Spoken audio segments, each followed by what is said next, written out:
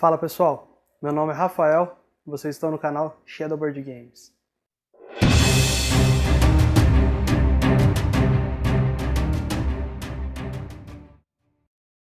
Bom pessoal, no vídeo de hoje eu vou ensinar vocês a jogar The Few and Cursed. Esse jogo é inspirado em uma HQ nacional, a HQ da Ruiva. Ele carrega o mesmo nome da HQ. Ele se passa no cenário pós-apocalíptico, onde a única tecnologia que sobrou é a tecnologia do Velho Oeste. Bem legal, né? Diferente. Ele é de 1 a 4 pessoas e a duração média dele é de 90 minutos. Ele tem 3 modos de jogo. Ele tem o modo cooperativo, o modo solo e o foco do jogo, que é o modo competitivo. Mas eu não vou embaçar muito aqui, eu vou falar para vocês mais no final do vídeo o que eu achei sobre o jogo, fazer a minha análise rápida. Por enquanto, vamos para a mesa para a gente ver como se joga.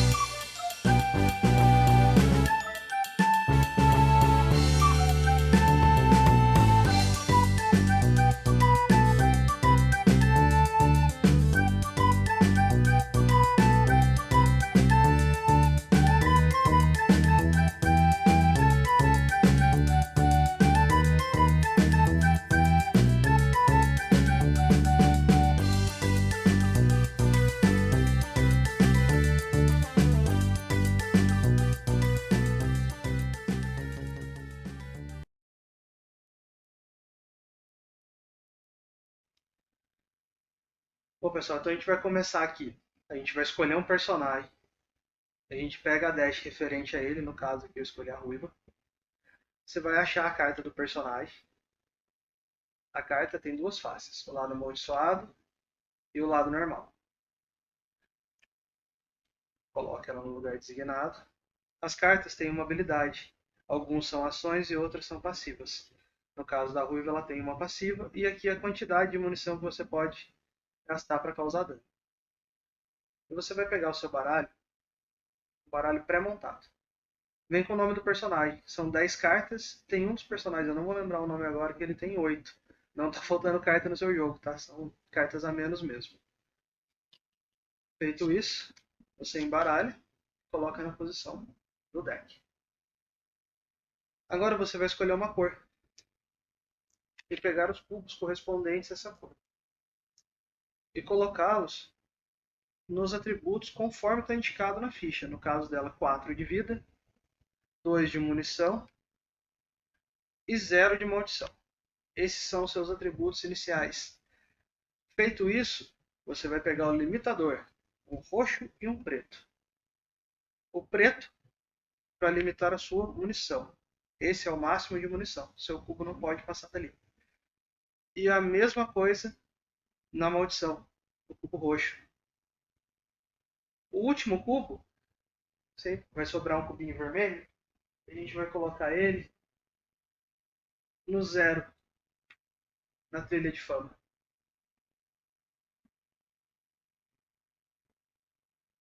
Feito isso, a gente vai passar aqui para o tabuleiro. A gente vai preparar primeiro aqui o encontro. Esses encontros que tem um desenho de caveira são os encontros amaldiçoados. Você coloca na área respectiva ao lado é o descarte dele.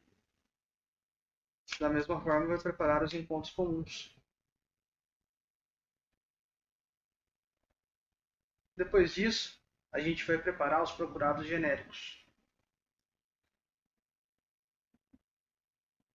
Os procurados genéricos, você vai conseguir diferenciar eles porque eles têm duas faces, certo? E aqui no tabuleiro tem o desenho correspondente a eles. Quando você for preparar, você pode colocar no local que representa demônios, a gangue, os corvos e os zumbis. Feito isso, a gente vai preparar agora os mais procurados. Primeiramente, a gente vai pegar os 4 monstros. Eles são diferenciados pela borda preta. Esses aqui são os boss do jogo. A gente embaralha e coloca um em cada posição.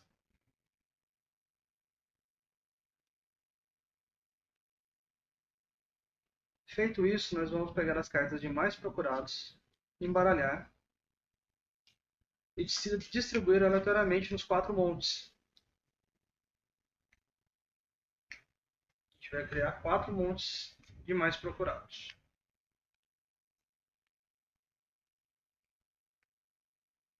A gente vira a primeira.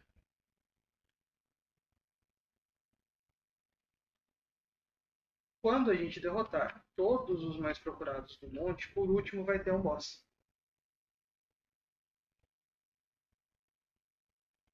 Agora a gente vai preparar a nossa loja. São as cartas de fundo laranja. A gente embaralha, posiciona e revela 3 delas. Certinho a nossa loja. Deixa eu só ajeitar aqui que dá toque. E agora, os trabalhos. Os trabalhos vão ser distribuídos 4 para cada jogador. Então você tem que escolher 2. E os outros 2 voltam para o baralho de trabalho, são embaralhados. E ele é colocado em um lugar específico. Prontinho. E agora os artefatos.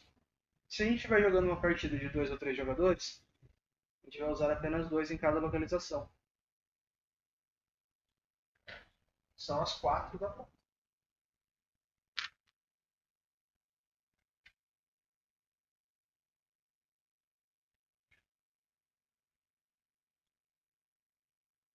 Você vai pegar a sua miniatura e colocar em Sanders. Nosso setup está montado. Agora, a gente vai decidir quem vai ser o jogador inicial. Como a gente resolve? Quem tiver menos água. A ruiva ela já começa logo com 0. Então, marcador de jogador inicial. Você vai separar as cartas de artefato. Os artefatos vão ser pegos aleatórios. Eu vou explicar melhor depois. O baralho de improviso. Certo? E a gente está pronto para começar o jogo. Vamos para as fases de ação. A primeira fase é a fase de improviso.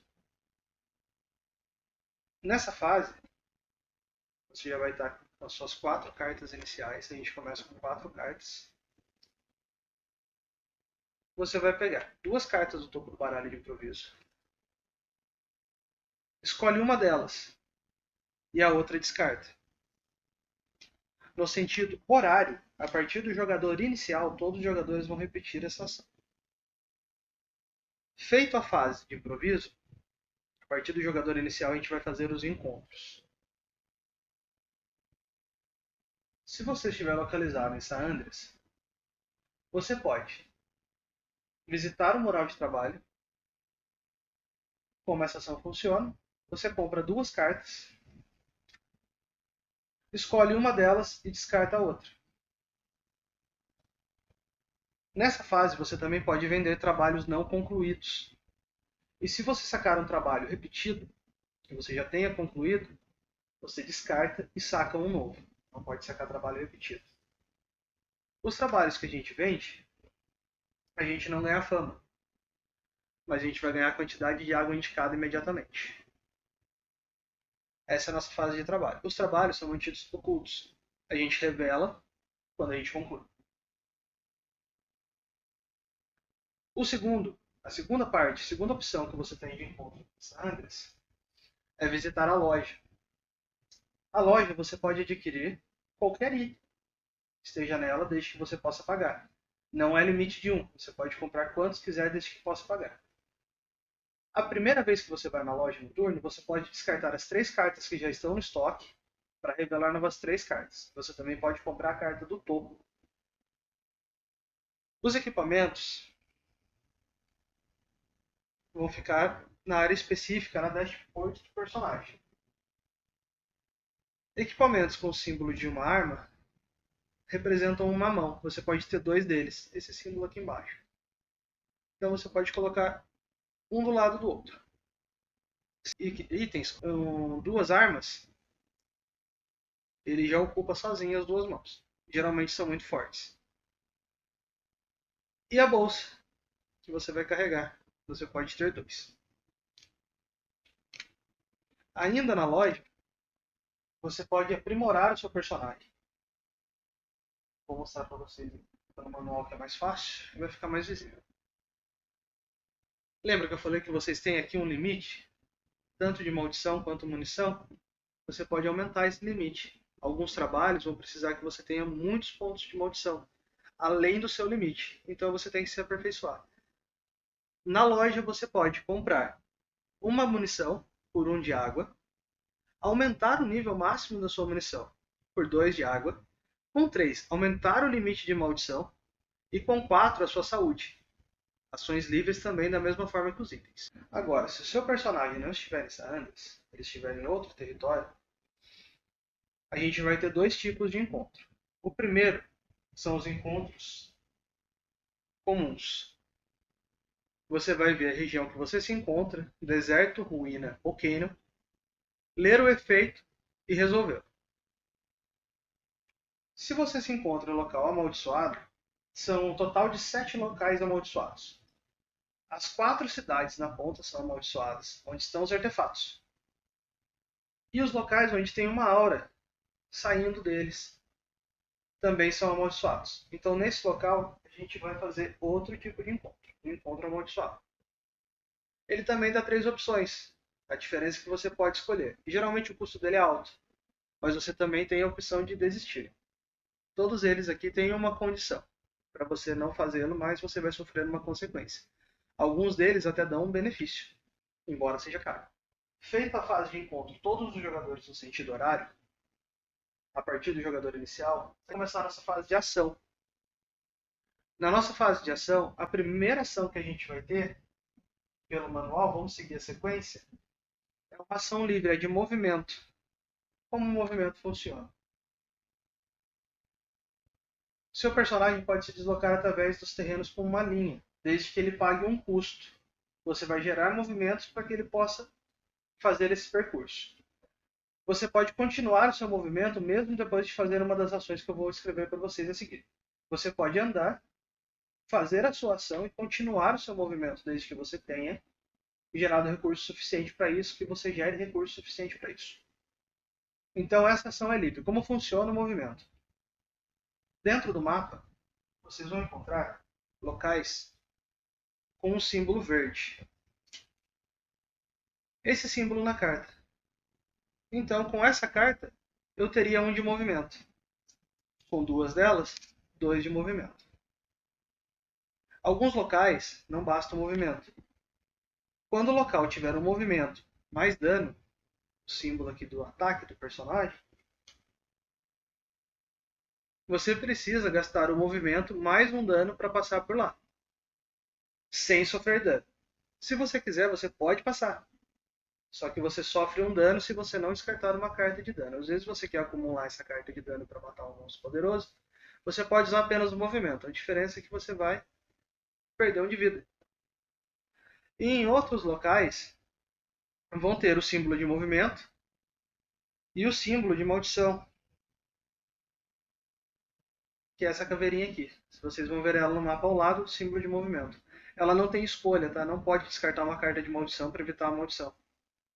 Para andar por lá, você vai sofrer um de maldição. Isso conclui a nossa ação de movimento. Essa ação é a nossa ação livre. Você tem também a opção de derrotar uma recompensa. Você pode caçar. Como essa fase funciona? Você vai escolher o seu alvo, tanto o genérico quanto o mais procurado. Nas cartas, indicam o local onde eles vão estar. Ruínas, está vendo? Aqui é a quantidade de dano que você vai ter que causar para poder derrotá-lo. Você não vai entrar nessa missão tentando. Você tem que gerar tudo isso aqui de recursos para poder concluir ele de uma única vez. Então, se você o derrotar, você ganha essa recompensa.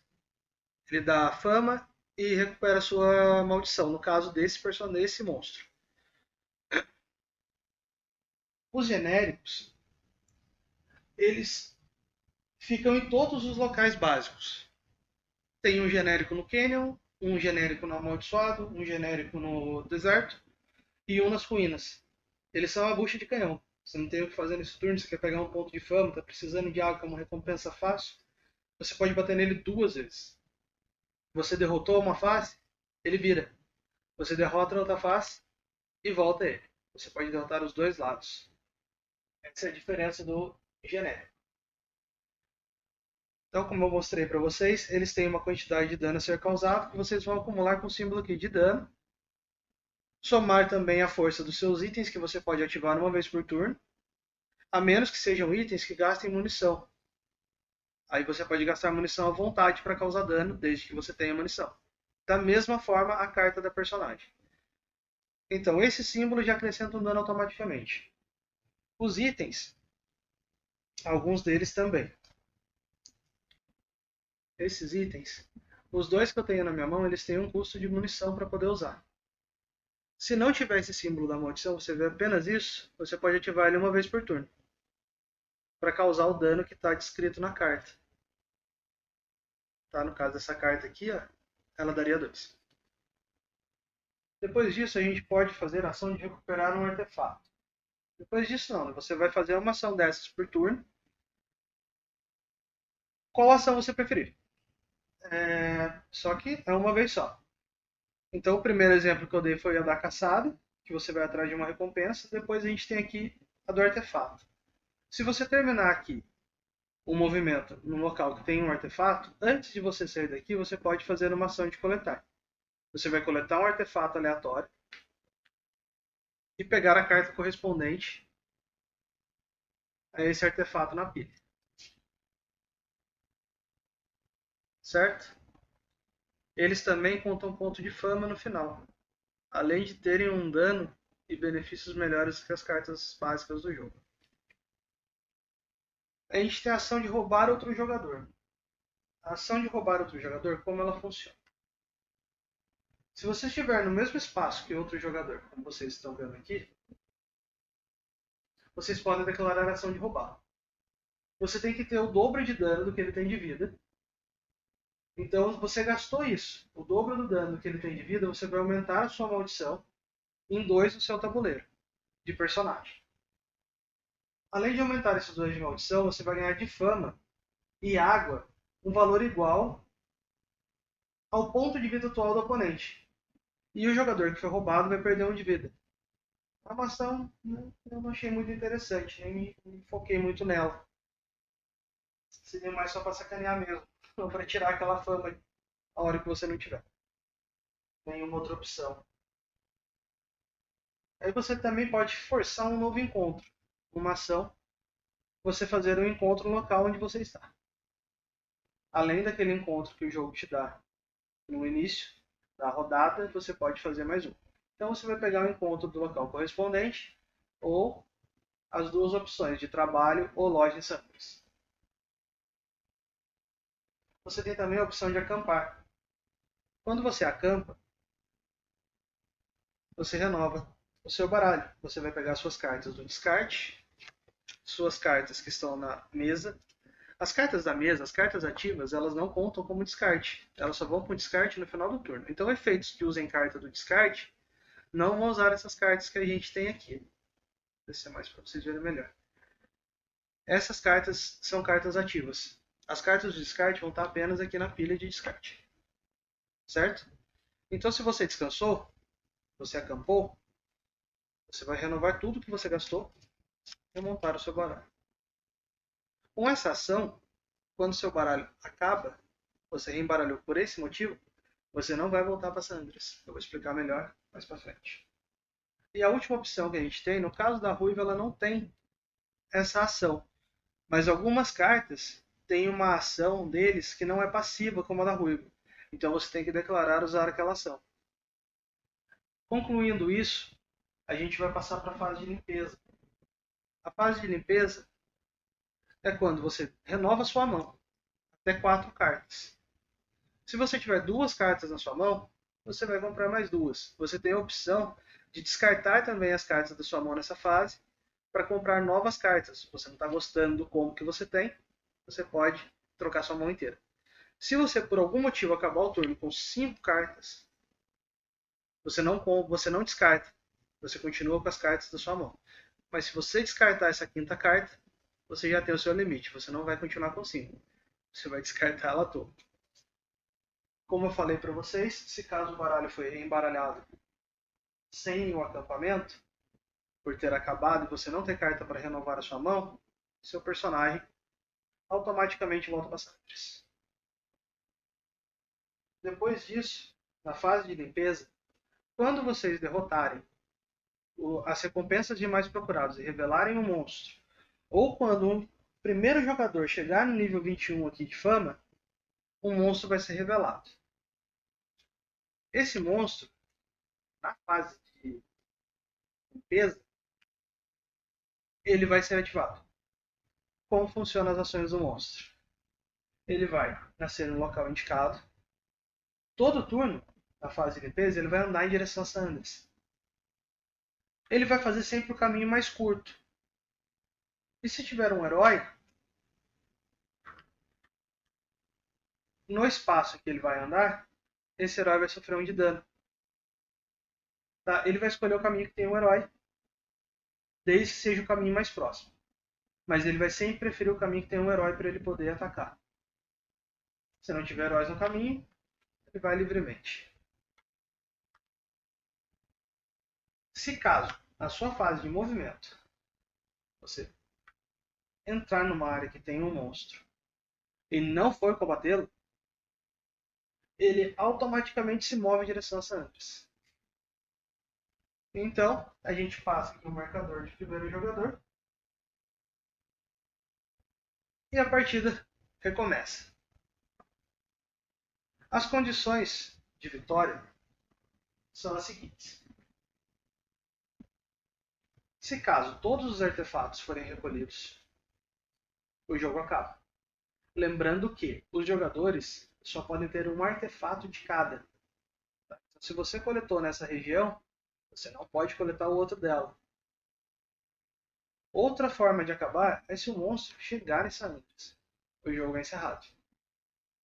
Ou quando você derrotar 3 vilões. 3 dos bosses. Com isso, o jogo também se encerra. Aí a gente vai somar os pontos de vitória da trilha, mais os pontos de vitória das cartas de artefato. Os trabalhos concluídos são adicionados durante o jogo. Sempre que você concluir um trabalho, ele vai adicionar os pontos de fama e você também recebe a recompensa em água. Exceto 2 trabalhos específicos, que no final do jogo eles têm uma condição que aumenta os pontos de fama. Deixa eu mostrar ele mais perto. Esses 2 trabalhos a gente não conclui, eles são especiais. Eles têm uma condição para aumentar sua fama no final. No caso desse aqui, você vai ganhar 3 pontos de fama para cada trabalho que você completou. E esse aqui, você vai ganhar 1 de fama para cada 3 de água. Essas 2 cartas são 2 trabalhos diferentes, você não conclui. Você guarda eles para somar ponto no final. E as cartas de trabalho tem um jeito diferente de concluir, tá? Que pode ficar alguma dúvida. Sempre que a carta de trabalho ela estiver referenciando a vocês vida, munição ou maldição, não é o seu limite Você tem que ter aquela quantidade com o cubo principal aqui do personagem. Então, se a carta pede para você, como essa, 7 de vida, você tem que estar com o seu cubo aqui no 7 para concluir. A munição e a maldição, você tem que aumentar o limite delas para conseguir chegar ao seu cubo no objetivo. Já as cartas que pedem dano e movimento, aqui, elas têm que ser alvo, tá? Então você tem que mirar elas. Você vai gastar 2 de movimento e 2 de dano, 2 acertos, para essa carta. Não quer dizer que você vai usar 2 movimentos e 2 acertos nesse turno e vai concluir ela. Você tem que mirar essa carta com a sua ação.